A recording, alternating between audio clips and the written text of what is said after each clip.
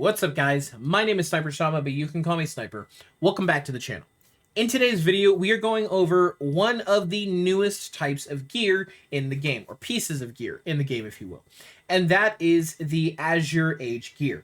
If you are a longtime Monster Hunter fan, you know that Universal Studios Japan always ends up doing some sort of collab with Capcom, giving us the USJ gear.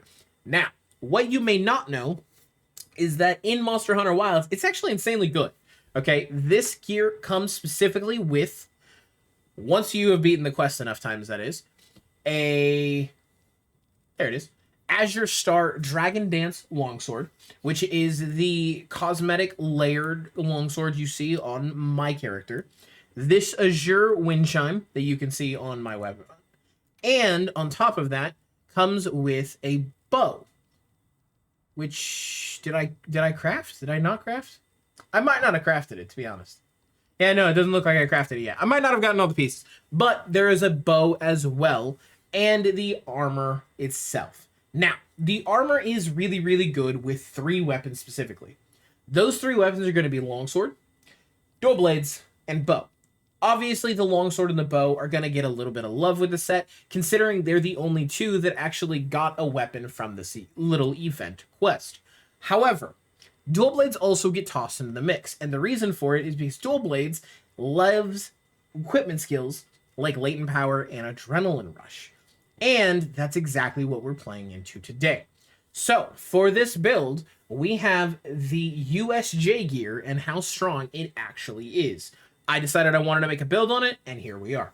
Okay, as far as the armor goes, we're using Arc Vulcan, Helm Gamma, and Van Braces Gamma. Obviously, Weakness Exploit level 5, Flayer level 2, great decoration slots, great, wonderful pieces of gear. Then we have the Sorrel boots. The reason we're rocking these is Black Eclipse level 1. Gormagala's Tyranny. We want to make sure that we are getting the affinity bonuses from Gormagala's Tyranny. It's just so good, okay? On top of that, we are rocking Azure Age Obi Alpha and Haori Alpha. I might have butchered those. I don't think I did, but I might have. If I did, let me know in the comments. But these are very, very good. And the reason they're very, very good is because they come with really good skills and with Leviathan's Fury. For this specifically, we have Latent Power, Adrenaline Rush, Quick Sheath, and we have Latent Power, Adrenaline Rush, and Quick Sheath. Meaning, just these 2 pieces gives us 2 levels of Latent Power, 2 levels of Adrenaline Rush, and level 3 Quick Sheath. Just like that. Super, super nice, especially when you combine it with Arc Vulcan gear, which gives you Weakness Exploit level 5, and Flayer without anything else. It's really, really good, and it's a very, very nice combination. Don't get me wrong, you can definitely use this armor with other weapons, but they really, really shine with these 3. The reason they shine so much with these 3 is for one simple reason, and that is their dodge mechanics. If you hit a counter on Longsword, it counts towards Adrenaline Rush, okay? If you hit a perfect dodge on Bow or Dual Blades, it counts towards Adrenaline Rush. The idea behind it is that because these weapons innately have an ability to hit a perfect dodge, or a counter, if you will, they are able to take full advantage of this effect, much more than just what other weapons would be.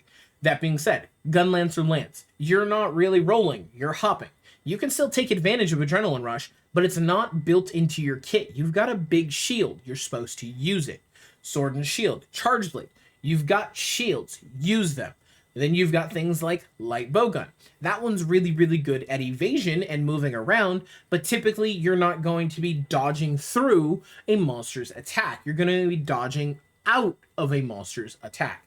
Okay? The idea behind it, because it can be used with other weapons, is that these 3 get to take full advantage without any of the downsides. You don't have to adjust your playstyle. It's naturally built into the kit, okay? As far as the Golden Age Charm, it's just my attack boost antivirus combo piece, which is really, really good. In the case of this, I would recommend any sort of attack boost, and then instead of antivirus, just make sure that you have level 1s available. You can do it either in your charm or in your or in the coil. It's kind of up to you guys. Because I have one with antivirus, I was able to take full advantage of Divine Blessing and Steadfast for not being stunned. But it's up to you guys. It depends on what you guys have. I would say Divine Protection should definitely... Divine Blessing. I'd say Divine Blessing should definitely go before stun resistance, but do with as you guys see fit. Okay, as far as the rest of our decorations go, we have 1 Mighty Jewel, 2 Mighty Jewel, 3 Mighty Jewels. This is going to give us maximum might. If you are using dual blades, I recommend you put Counter Strike in here instead. That is just because you don't get to take advantage of maximum might, really, on dual blades, like, ever, so there's no point. So, instead of maximum might, do Counter Strike if you were using this specifically with dual blades. That actually also applies to bow. If you are on longsword, though, like I am, because I'm more so on longsword, you would want maximum might. We have 1 chain jewel, that won't change, and then 1 refresh jewel down here. As far as our weapon decorations go, if you are using a longsword or a bow or a dual blades, I would recommend critical jewel level 3 up to critical boost level 5 and a mastery jewel.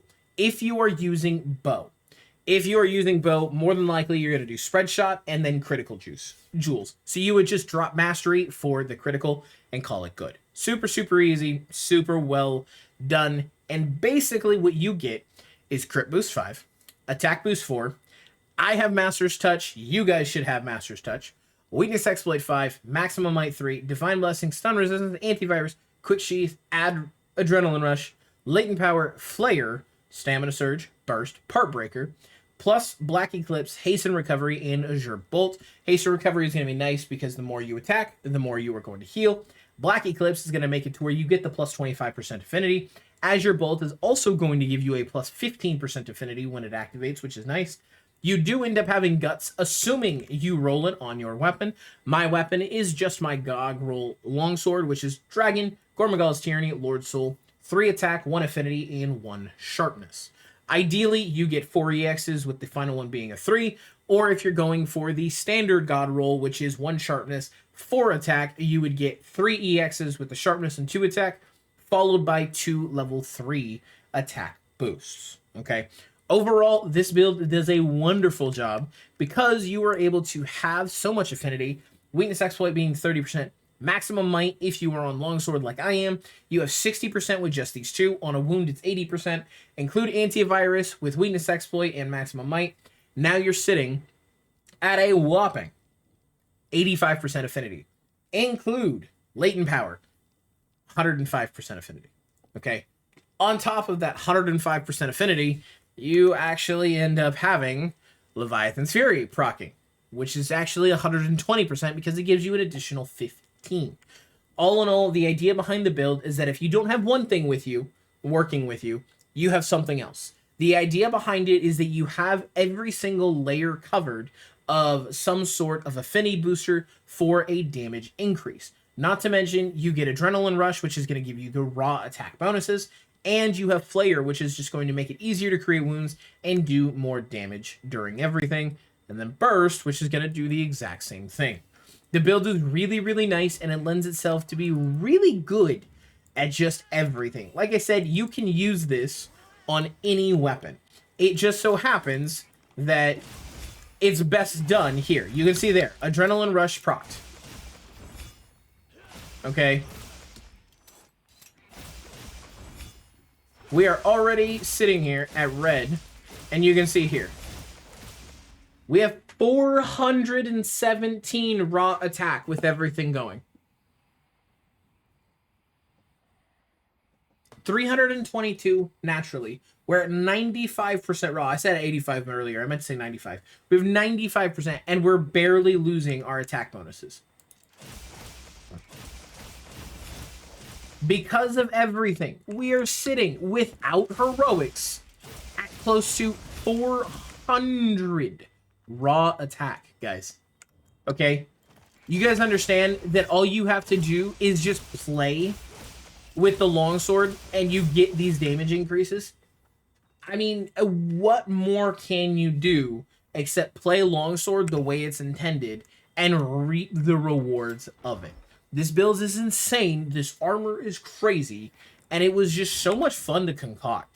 I love the USJ stuff. It not only is it just good gear, but it's also one of my best designed, or at least, in my opinion, one of the best designed. I love it. And that's actually what this headpiece is from. And as well as the longsword, which is just beautiful looking, especially with that crimson red coming through. At least it looks crimson red. I could be wrong. Don't forget I'm colorblind. That being said, ladies and gentlemen, that is going to do it for today's build. Thank you all for coming and watching. Thank you all for hanging out.